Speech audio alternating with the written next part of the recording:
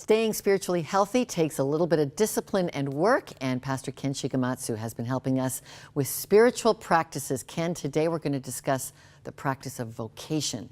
Let's define it first. What is vocation? Vocation, very simply put, is your call from God. It includes not just your job, but the person you're called to be.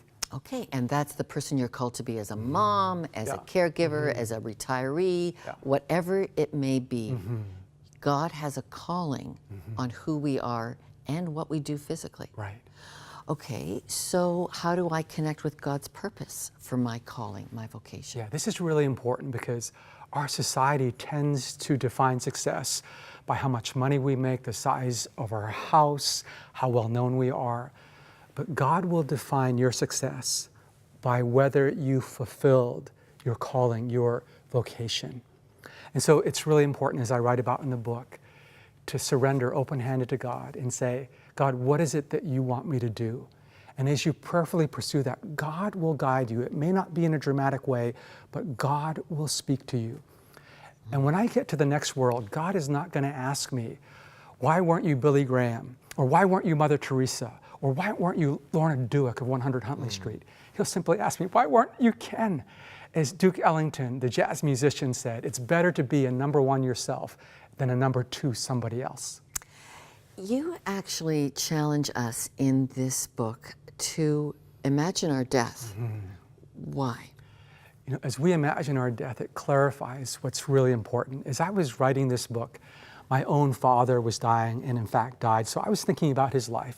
My dad grew up in a very impoverished Japan that was decimated by the war. It had no money, couldn't afford to buy books, got them from the library, studied hard, eventually went to an Ivy League school in the United States, became a broadcaster for the BBC in England, met with the Queen, had tea with her, became a CBC broadcaster here. But as he was dying, those, quote, resume virtues weren't important to me. What really mattered were his eulogy virtues, his character, his immense kindness, his outstanding integrity, his quiet but very real love for God and his family and closest friends.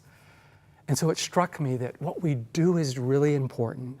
What we contribute matters, but what matters even more is the person that we become. Do we reflect the love and the compassion of Jesus? Well, thank you for telling us that about your dad. You've written a lot of good examples in this book, Survival Guide for the Soul, about how we live out these spiritual practices that keep us closely connected to the most important thing, and that is our relationship with God. Pastor Ken Shigematsu, thank you so much, and I want to encourage you to get a copy of Survival Guide for the Soul. Here's how.